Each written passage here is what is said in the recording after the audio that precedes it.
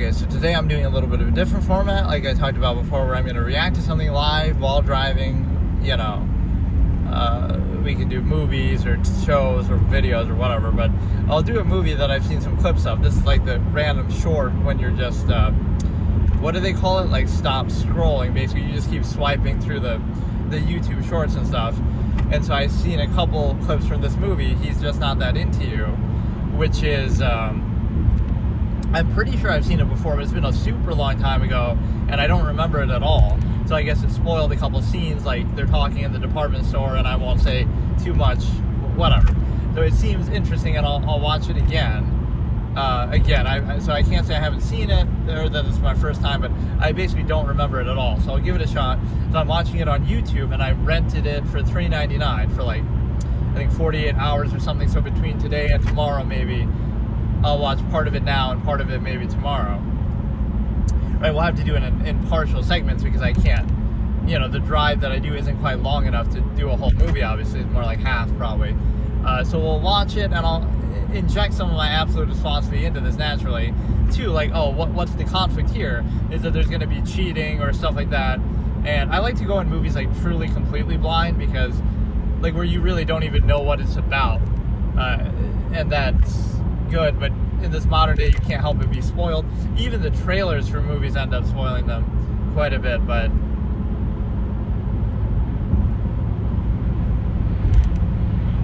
yeah, it's going to be half-mass hedonists struggling with the stimuli acme. So again, it's one of those emperor has no clothes fallacies, similar to social contrivances. Like, oh, it's your inability to practice this false absolute, not that it isn't absolute, or like, you know, it's your fault for failing to overcompensate for it adequately. Or what if your intention is objectivity and you want to self-governance and for people to be free of it and not to reinforce it? Right? So you might tolerate it, but it's not something that you actually want. So that self-awareness is negative, right? Like that's even what's portrayed. If you think about it in movies or fiction or society, somebody who's pensive or thinking, it's one of two things. Either they lack the ability to do something, like, oh, they're somehow, right, that's a negative of theirs, or it's some negative projection, like, oh, that must mean something bad, when really it could just be that's the natural state of a human being to think, right, in the mind rather than the physical initial state, right? But you can't think, otherwise you wouldn't tolerate or wouldn't uniformly practice this false absolute, you know, contrivance that's collectively contrived, right? Collective contrivance doesn't make something absolute. Otherwise, World War II Germany had collective contrivance. You know, China right now has collective contrivance. Whether you want to point to the government or society as a whole, like, just because a mass of people follow something doesn't make it absolute. In fact, it almost indicates the opposite, that inherently, objectively, people wouldn't uniformly just do that. There's always a concession that you're making, but at least you can be aware of that and choose to do it or not. The one thing I'll have to figure out with this, too, is the timestamps, because I might say what it is. Like, okay, I'll say I'll start at 5, I don't know. Maybe this one I won't worry about. Like, I'll say it at the beginning, but it'll be impossible for you to know if you join in the middle, right, exactly what part I'm at. I can keep saying it, but I don't want that to be distracting. So we'll start at like 5 minutes here, I guess, on the... Well, I can't even promise that, though, because I might... I don't know. So play a movie and then 8 hours after first thing. But that doesn't seem like a bad deal. Instead of doing a streaming service, if you just want to watch one movie, you rent it on YouTube, let's say hypothetically, for whatever, 48 hours, you watch it once and then you're done with it. Instead of, you often do that. Like I just did that with the Super Bowl reaction. I subscribed to Peacock for 1 month trial or whatever. And then, I don't know if it really charged me or if it'll refund me, but just to watch the Super Bowl, and then I haven't used it since, but I'm not going to use it. So we'll start at 5 minutes, which I should put that in the title of my stream too, but now I can't even do it. It's going to be, and I can't even really watch it on full screen because of the way that, oh, I don't know about this. Damn it, this whole orientation of the phone is messed up. Oh, shit. How did I do this before? I don't even remember. I guess the stand kind of goes like that. Okay, ready? Oh, I missed it. Fuck me. Alright, fine. We'll do 6 minutes then or something. But yeah, like, it's going to be half-mass hedonist struggling with the stimuli acme. So it's going to be the emperor has no clothes fallacy, that you fail to reinforce and regurgitate a specific contrivance state. Not that contrivance state is not absolute and arbitrary, and so you can either reveal that or expose that. oh no, it's projected, that's what you want to be doing. Variables don't exist, free will doesn't exist, none of that exists, right? It can be exposed as something as simple as like you're asexual, right? You're asexual, you're not attracted to people, you don't care about that, but you go through society as if you are, and it's projected on you, and then you have to kind of justify it. You'd have to say, oh no, you'd have to explain that, or oh no, you'd have to, you won't give people special treatment that they expect, or you won't behave in the way the society wants you to. But the only reason why people behave that way is because they're controlled by that. Right now, if you don't have that incentive, you don't feel the need to do that. So that's the whole irony. People will see something where it isn't there. That shows you rule by omission protocol. I'll start at 10 minutes or something, I don't know. But like, this is how you know you're controlled. This is how you know you're a victim of rule by omission protocol. That the way you're controlled is so significant, so extreme, so indoctrinated, that you are such a slave of contrivance that you see it where it isn't even there. Or maybe you only see it where it isn't there. So you're so used to being controlled. This is like the uncanny valley aspect, but it's in contrivance. If somebody does the same thing that you value or would be controlled by, but they don't meet the performative aspects of it, they just do it and let the process speak for itself. Oh, that's cringe. Oh, that's weird. Oh, that's bad, right? They're kind of weird. Or, oh, they lack the dependent overextended pretense. Like, you don't know them. So if a stranger does the same thing, it's bad. Or if they lack the performative aspects, it's bad. Or if they show self-awareness of the process, it's bad.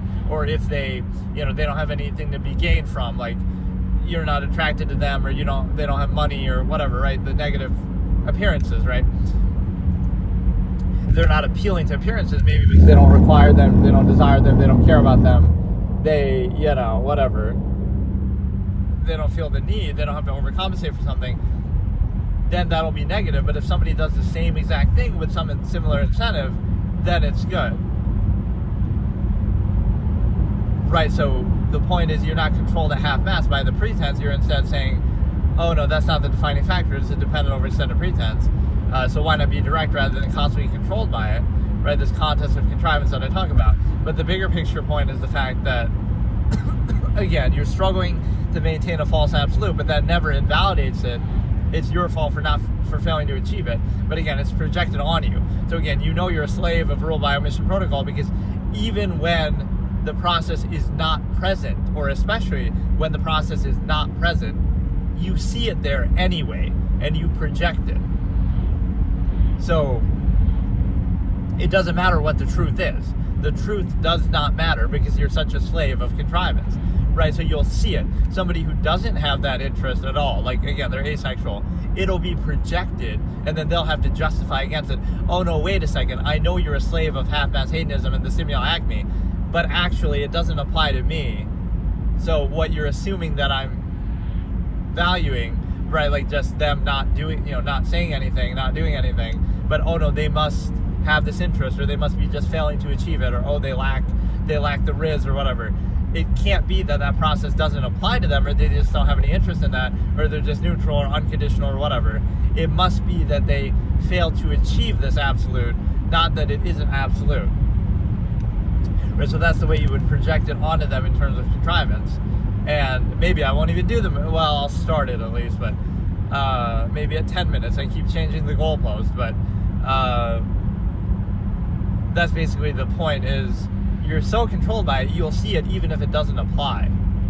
And so the truth and reality don't matter to you because you're a slave of contrivance. So you'll project and see that wherever you go, right? It's either the inability. These are the only two things that can exist in reality. It's the inability to achieve a false absolute, which again, for example, a stimuli acme projection or whatever, or you achieve you adequately overcompensate for that false absolute. There is no alternative measure. You couldn't possibly want something else, right? Some nuance, some specific thing, some, very specific fetish, or some very specific, whatever, nuanced thing, or maybe some existential thing that you're doing, objective observation of reality, some, intellectual experiment, thought experiment. None of those things can exist. There's no variable, there's no nuance, there's no neutrality, there's no absolutist, there's no freedom. None of those things can exist, nothing else can exist, right? Even though those things do exist, they'll be somehow projected. Like, again, if you're an open relationship and you're with too many people at once, oh no, that's bad. you're just doing that to overcompensate for the inability to achieve the false absolutes to specify it to one person or whatever it is, right? It's not that you prefer that. By the same measure, you're doing the same thing but better and more of the same. Oh no, that's somehow a bad thing. Not that you would want to do it too, you just can't acknowledge that, or you don't have the means or whatever to do it, or society doesn't want to encourage that. Or it's the inability, like, oh, it's the inability, not neutrality, or you're at peace, or you don't really care, that doesn't apply to you. It's that you're at peace, or that you don't want it in the first place, or again, you're asexual, or whatever the case may be, just by choice. None of that can exist or be possible. And so what that means is,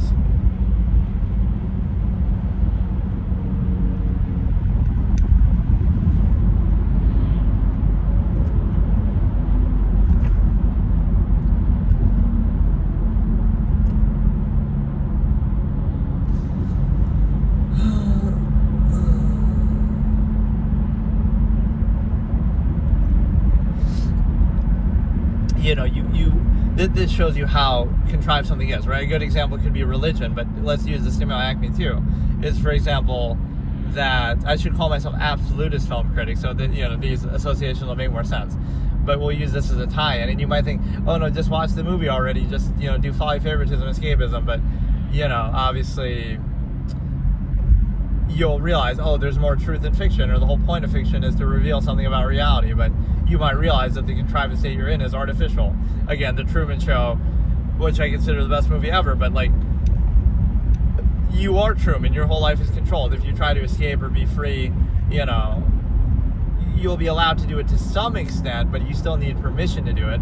If they can give it to you, they can take it away. So like even the freedom from contrivance, a partial reprieve from contrivance, is still done within contrivance terms. That's the whole irony, is like, when you think other people lack the ability, whether it be in social contrivance or otherwise, it's more that, what if they don't require it? Like, they understand the nature of the process, so they don't need it. They're not controlled by it. What I call like non-require, non-desire. Like, oh, this person's like not social, but maybe they know that social contrivance is just an artifice and construct and all of this used to control people. So maybe they just tolerate the contrivance state, but they don't require or desire that. So that, of course, they're going to appear negative by your contrivance state, by the terms by which you're controlled, because either they're not trying to control you, or they're not controlled themselves. But that'll seem like they're negative. Maybe they lack the ability only to overcompensate for the contrivance state that you're in. So they're not overcompensating for the way that you're being controlled by, and they're not appealing to it. But that somehow is their lack of ability, not the fact that you're controlled, right? It's not that they are aware of the nature of the process. It's that, oh, there is no process, or that it's absolute, and it's not that you're controlled by it, like a mass of people controlled by something. It's that, oh, it's their fault for not adequately overcompensating and controlling them with it. So neutrality cannot exist. And again, the other aspect of it is, again, like with religion, it shows you that when you take an outward position, you have to censor reality itself. You have to criticize and outwardly insist at all times. It shows you how insecure you are. So if you try to specify certain things that make a false absolute of religion, it puts you in a trap, right? It's not that, oh, somebody would have to argue against your religion. You, as somebody who's religious, would have to argue against everything else. So if you believe one specific religion, you have to argue against every other religion in the world. If you're a Christian, you have to argue against Islam, and so Hinduism, etc., etc., and every other pagan religion, and every other religion throughout human history. You'd have to argue against all of that and censor reality and say they're all wrong, but you're right. And you'd have to argue against the other sects and denominations of Christianity, like, oh, Catholics are wrong and Protestants are wrong, but you're not. Evangelicals are right, or whatever, right? You would have to argue against every other one and only defer to your one, right? And so if you're aware of the nature of the process, you have to kind of play dumb and be fooled by it for the incentives, and you either try to control others, or you're either with it, or you're being controlled by it yourself. It's kind of like a game you're playing, but that's what the absolutists wouldn't care. They come with finality, it doesn't matter. So it might make you uncomfortable about your own cognitive dissonance-inducing state, but that's your problem, not theirs. And you project onto them the inability to achieve a false absolute, not that it's not absolute, whether it be the contrivance state. So when you make a claim and you pose a false absolute, it makes you insecure. It makes you have to outwardly insist. It makes you have to cater your worldview to make that seem to make sense, to seem absolute, right? Your whole worldview is nothing more than an impure tool to reinforce that artificial contrivance state that you're posing as absolute. So again, if you have a religion, it makes you have to view the whole world a certain way. You have to argue against every single other religion. You have to argue against every other denomination within that religion. You have to try to justify all the inconsistencies and mistakes and the way it's been exploited and manipulated in the past and can be misused and misinterpreted. So it makes you insecure. It makes you basically a nutcase who has to argue for this false absolute, but because it might be collectively established, it's like this little cult that you're in. So society is the same way, but let's use the Stimuli Acme to show that. Like, oh, it's an absolute, but it just requires all these prerequisites. I'll say it again. I've said it 1,000 times, but oh, it's love. It's meant to be. It's a soulmate, right? We're together. We love each other, and you feel like you're all secure in that. But being a part of that only requires a few different things. It requires that you, again, specifying the Stimuli Acme, making a false absolute, like you're with one person. Oh, what was the origin point? Was it absolute? Did you interact with everybody all around the planet, all 8 billion people are all potential partners, and you decided on this one? No, it was determined by the nearness postulate. You happen to live in the same geographical area, so clearly it's not absolute. It's just based on some subjective, narrow geographical basis. Right? Doesn't mean it's bad, doesn't mean you can't do it, but it doesn't mean it's absolute. So the nearness postulate would tell you it's not absolute because the origin point is arbitrary and it has to do with basic geography, right? That, oh, they happen to live within this 10, 20, 50 mile radius. They happen to, go to the same school, go to work at the same job, stuff like that. So it's convenience, it's not absolute. And then the other aspect is the simple fact that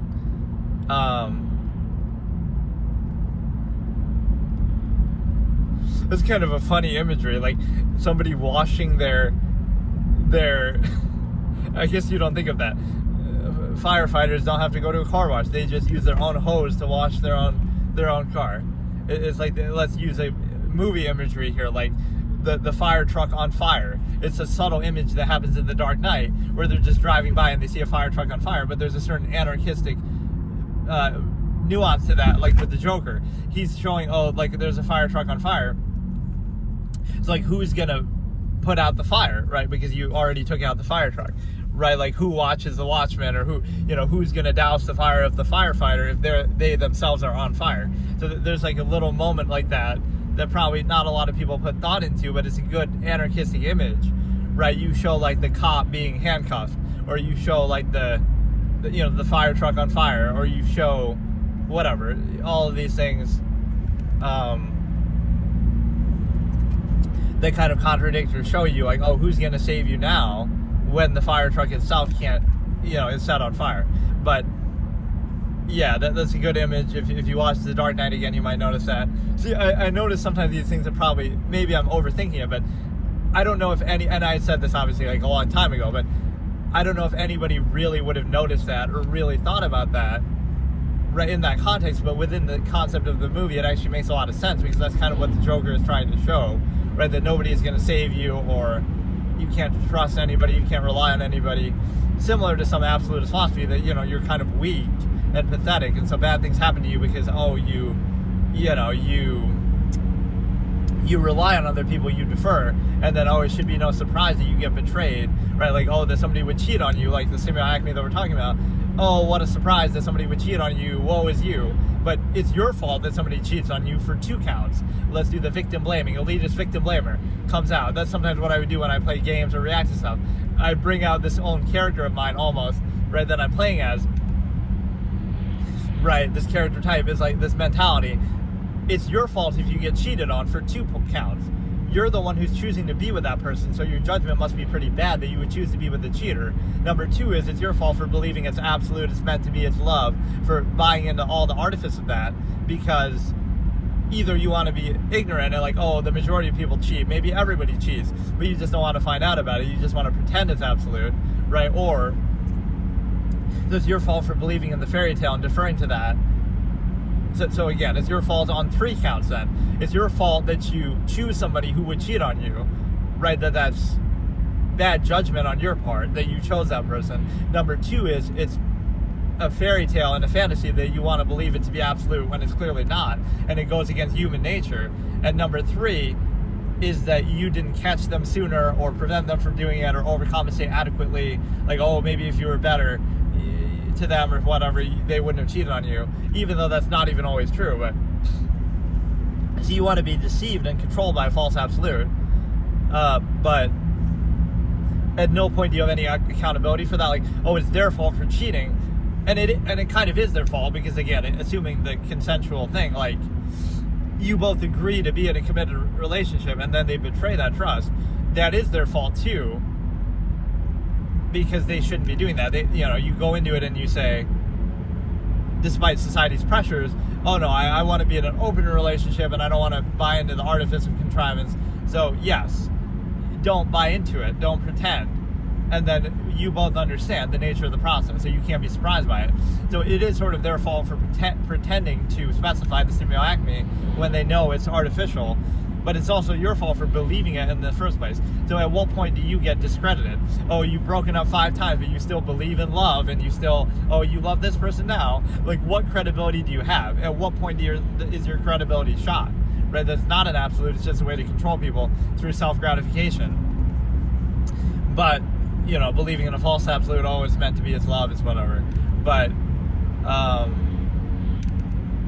the other aspect of this is more just an introduction, so maybe I won't actually react to it this time. But this is to lay out the Stimuli Acme that I'll refer to as I'm clowning the artifice of contrivance. Because, oh, you can't do it in everyday life because, oh, people get mad and social contrive, censor you. But the point is that you pose it as an absolute, but then you see an observable practice that it's not. So, oh, it's love, it's meant to be its soulmate, but again, it's born of the nearness postulate, which would invalidate that it's an absolute because it's based on geography and some limited scope.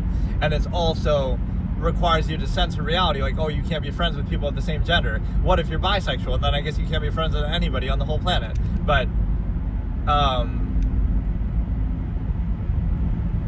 either way, oh, you can't be friends with 4 billion people of the same gender as your partner, because, oh, that's how secure you are, that's how absolute it is, that, oh, it just requires you to not be friends with 4 billion people on the planet.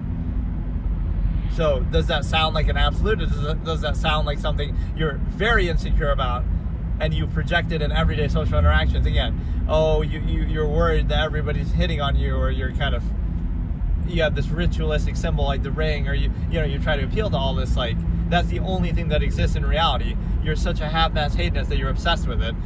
You're controlled by it. You're insecure about it. You can't be friends with 4 billion people. That's what you project in every situation, even if it doesn't apply, even in like the asexual example that I was giving. So it's absolute, but it's born of basic geography, nearness postulate, convenience. It requires you to censor reality, not be friends with 4 billion people. It requires you to be constantly insecure, projecting, right, outwardly insisting, ritualistic tendencies.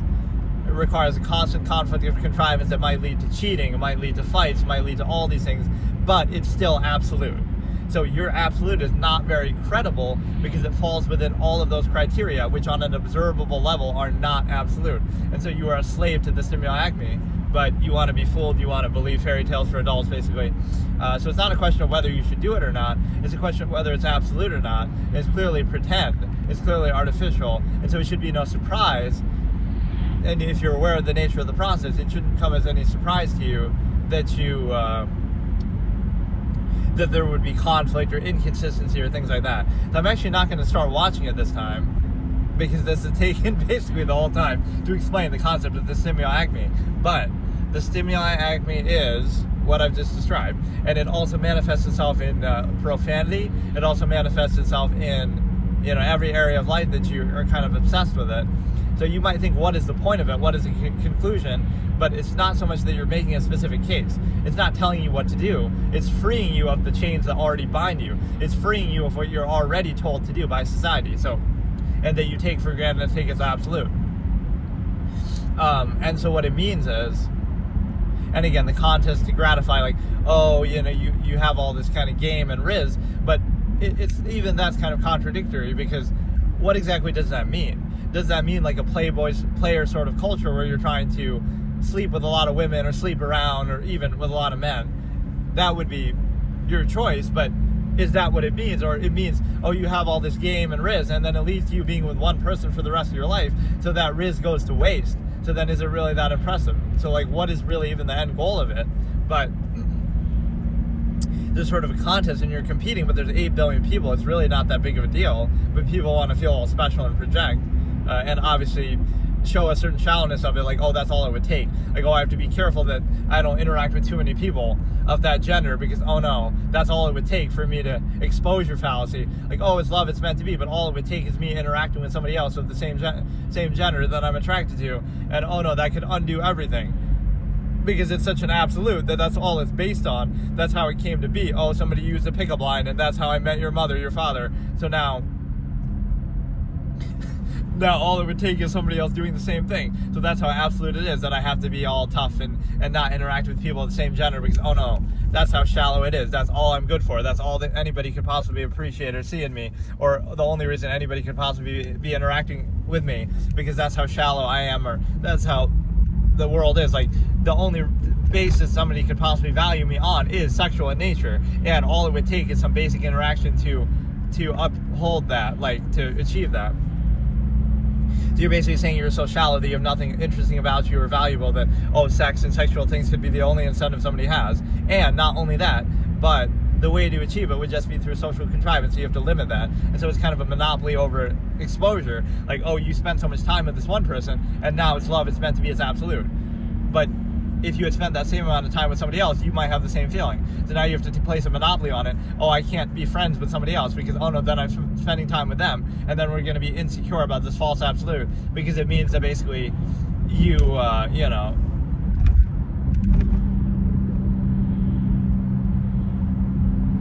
you're insecure about this false absolute, because it allows you to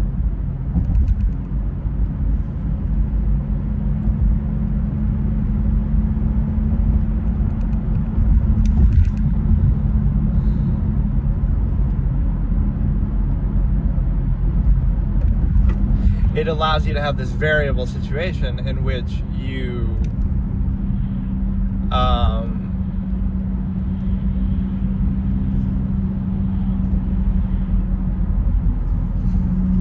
you're so insecure, you have to censor reality, you have to outwardly insist, you project it everywhere you see. So those projections are telling. You need all these ritualistic things, you're constantly struggling against it, you base your whole life around it. Repression leads to obsession. So I'm going to say it a million times, I'll say it till the end of time, because even though the stimuli acme is preserved in this era, it doesn't mean it has to be something I just accept, right? That's what cognitive dissonance looks like. So I'm not going to watch it this time. I was just introducing, of course, as exactly as planned. I'm going to introduce the premise of what the stimuli acme is, so that I'm going to refer to it throughout. So that was a very, very interesting first part that went on way longer than I thought it would, because that was very amusing, and sort of shows you the subjective nature. It's like, oh, because I'm talking to myself, it's called thinking, you should try it sometime. Oh, here I can discuss it freely, but otherwise you're not allowed to, because society is very controlled. But that's kind of telling. You might think that validates it, but a collective mass of people doesn't validate anything, because again, World War II Germany or all the atrocities throughout human history would tell you it doesn't validate it. So the fact that you have to censor and silence and prevent people from thinking or being objective is telling.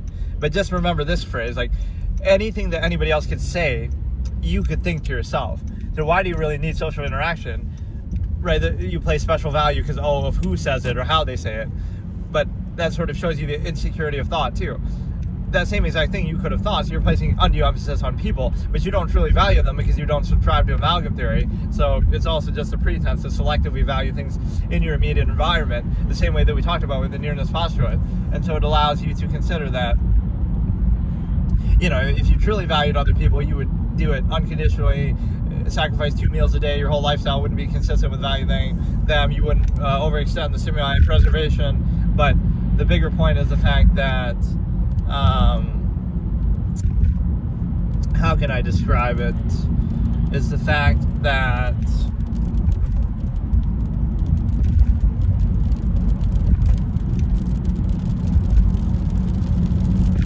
basically you're controlled by it, and can't observe it. That would be the test, right? It's never a claim or telling you what to do. Quite frankly, it's the opposite, right? It would free you of doing the specific thing that you're doing, right? That you objectively observe it and then decide for yourself if you still want to do it.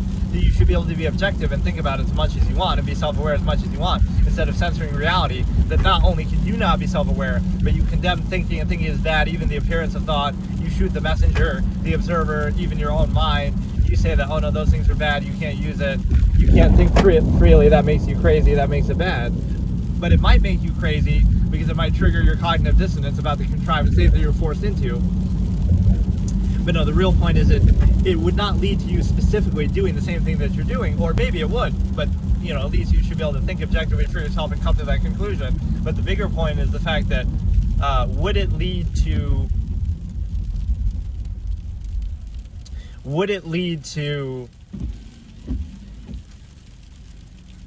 that exact state? And so that's what it shows you, is like being objective would reveal the nature of the process by which you're controlled. So then it's much less likely that you'll still be controlled by it in the manner that you are. So the fact that you can not only it has prerequisites, not only can you not think about it freely and be objective about it, otherwise you wouldn't do it, or at least otherwise everybody wouldn't uniformly do it mindlessly, universally, but it would also lead to something else. It would mean that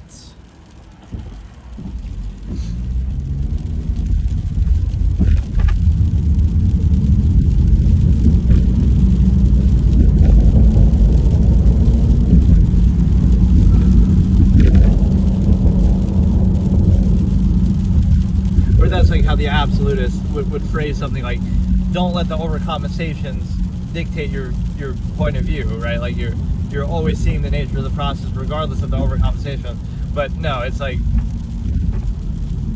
objectivity wouldn't be telling you what to do. It would just expose the nature of what you are doing, and then you might start to question it. And it wouldn't lead to necessarily you doing that exact thing, or even if it did, it wouldn't lead to a uniform state where everybody mindlessly does the same process, false absolute, specific defining. So you can't be objective, you can't be self-aware, and then that hurts your credibility. But instead it's like this mockery of thinking is bad, and that's the issue. But